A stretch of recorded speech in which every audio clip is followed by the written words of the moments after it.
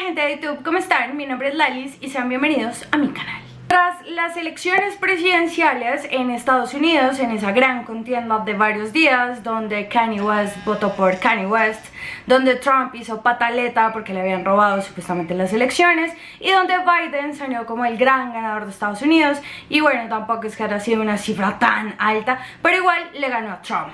Y en ese escenario no podían faltar los ridículos, sinvergüenzas, horrorosos uribistas, porque se meten hasta donde nadie los llamó. Ahora, por supuesto que he recibido el debate democrático frente a las posturas que cada uno de nosotros pueda tener. Evidentemente son posturas diferentes, tanto las de Trump como las de Biden, y ese debate es absolutamente bienvenido. Pero déjenme los pongo en contexto antes de empezar a hablar y reírnos de nuestros amigos uribistas. Si bien nos vamos a fijar en figuras como Trump y Biden, vamos a hablar de las tendencias políticas de estos dos partidos, los demócratas y los republicanos, porque hay que entender qué viene para Colombia después de que Biden haya ganado la presidencia. Con Trump y los republicanos estábamos acostumbrados a que Trump le hablara todo el tiempo a los medios de comunicación, usara su cuenta de Twitter para decir un montón de cosas, pero en realidad no teníamos una relación diplomática con Trump, porque Trump de diplomacia no sabe absolutamente nada. Por el otro lado, los demócratas en representación de Biden son un poco más institucionales porque son demócratas, entonces sí creen un poco en el tema de las instituciones y tal vez esas relaciones internacionales que Trump no quiso hacer se puedan llevar de una mejor forma, o al menos hayan delegados que puedan brindar esas asesorías, porque en realidad dentro de los demócratas hay personas que estudian o se forman estructuralmente y políticamente para ocupar ciertos cargos públicos, y muchos de esos son en representación del exterior.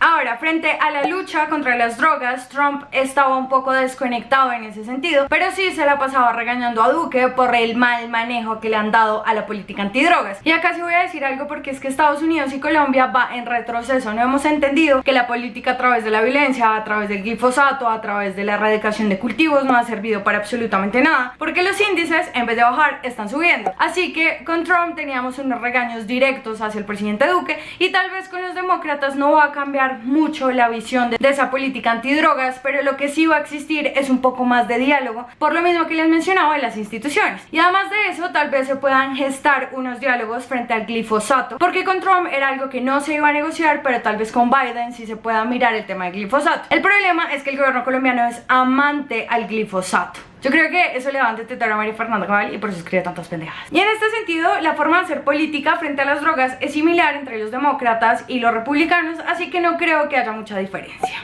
frente al proceso de paz, que es lo que nos convoca a la mayoría. Con Trump teníamos un desinterés gigante hacia el acuerdo de paz. Trump jamás hizo un esfuerzo para entender lo que había pasado en el proceso de paz, para entender el acuerdo de paz, tanto que alguna vez, una de las veces que habló del proceso de paz fue diciendo que Santos le había entregado el país a las FARC. Sí, lo mismo que dice el uribismo. En cambio, Biden fue vicepresidente de Obama, y recordemos que Obama para el proceso de paz lo que hizo fue mandar una persona especializada directamente desde la Casa Blanca a las negociaciones de La Habana, así que tuvo un poco más de interés frente al proceso de paz, por no decir que mucho interés frente al acuerdo de paz. Así que seguramente vamos a tener un poco más de ayuda para que el presidente se dé cuenta que tiene que implementar el acuerdo de paz, porque el tipo lo único que quiere hacer es cagarse en el acuerdo de paz. Recordemos que el acuerdo de paz o la paz no es agenda fundamental para el gobierno Duque en temas de derechos humanos. Seguramente Estados Unidos hará un acompañamiento mayor para mirar cuáles son las problemáticas frente a los asesinatos sistemáticos de los líderes sociales. Y les vamos a poner un ejemplo de cómo posiblemente se pueden ver estas cosas. Cuando Uribe pretendía hacer TLC con Estados Unidos, el Senado de Estados Unidos decidió negarle esa posibilidad del TLC,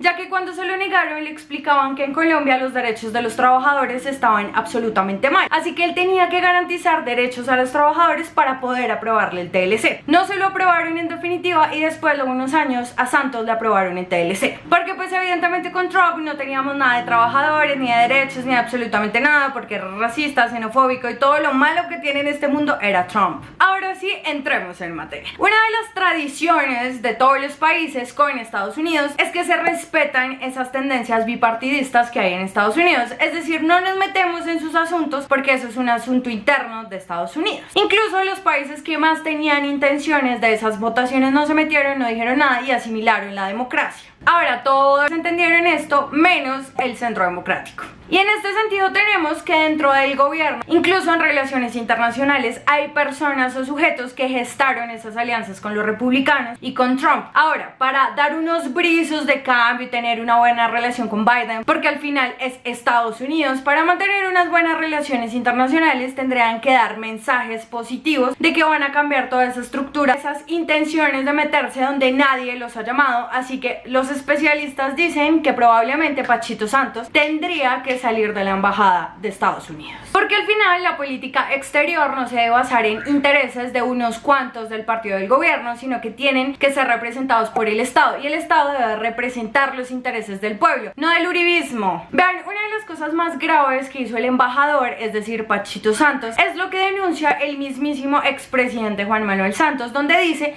que Pacho Santos se reunió con personas del Pentágono para ver cómo ayudaban a Trump, y eso básicamente es un delito. Él no puede estar metiéndose en asuntos que no le competen, y menos cuando es un servidor público colombiano. Nuestra querida y maravillosa María Fernanda Cabal fue una de las que más le ayudó a hacer campaña a Trump, tanto que acusó las elecciones de Estados Unidos como ilegítimas. Y si así hubiese sido, habrían aprendido de ellos, porque ¿se acuerdan la investigación de mi tía María Fernanda de compra de votos? Porque tú sí que sabes de fraude. Ven, incluso se atrevió a comparar las elecciones de Zuluaga versus Santos con las de Biden versus Trump. Es más, Twitter le dejó una nota en ese trino donde básicamente dice esto, es decir, deje de mentirle a la gente, señora. Pero me podría poner acá a enumerar todos los senadores del Centro Democrático que fueron una boleta, pero pues la más interesante en este caso es María Fernanda Cabal. Después de eso, por supuesto, tenemos los activistas que nadie nunca les preguntó nada y ahí estuvieron metiendo sus narices donde nadie los había llamado. El ejemplo de Nati Bedoya, que dijo que si ella viviera en Estados Unidos votaría por Trump.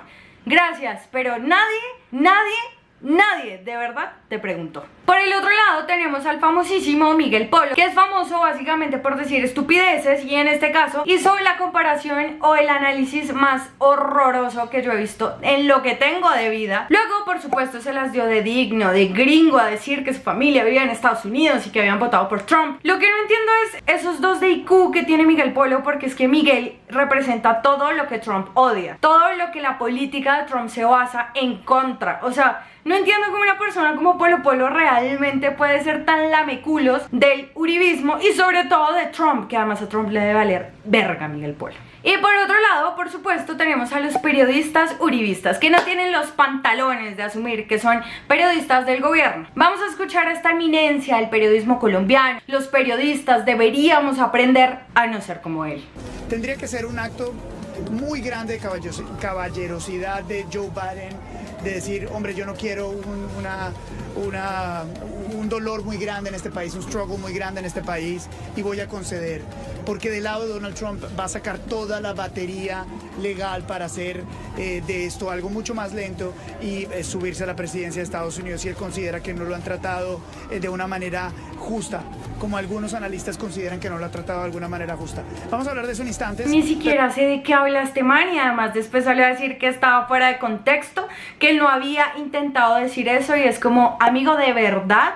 Bueno, como era de esperarse, después de eso le llovieron un montón de críticas a Luis Carlos Vélez, porque es que sabemos lo que representa Luis Carlos Vélez, y eso fue el ridículo en tamaños estratosféricos. Pero además de eso, Luis Carlos saca un video después diciendo que le estaban haciendo matoneo, y sinceramente a mí me parece que no es matoneo, sino que le están criticando su forma de hacer periodismo, porque realmente no es que lo estemos acosando ni que lo queramos callar. El tema es que ahora hay medios independientes, ahora la gente ya no comentario y se está dando cuenta que usted es pésimo periodista. O sea, Vicky y usted están en el mismo saco. Así que eso de hacerse la víctima cuando llevas varios años engañando al país a través de los medios de comunicación no te queda bien, querido. Y la última de las joyas o de los osos mundiales que hizo el uribismo fue la carta que le envió Uribe a Biden, como si la fuera a leer. De verdad, o sea, pongámonos serios. Un ex senador, un ex presidiario y además un ex presidente que nada tiene que ver en la política colombiana. Bueno, en realidad sí tiene mucho que ver, pero nosotros lo sabemos. La gente en el exterior no. O sea, usted es un pobre expresidiario.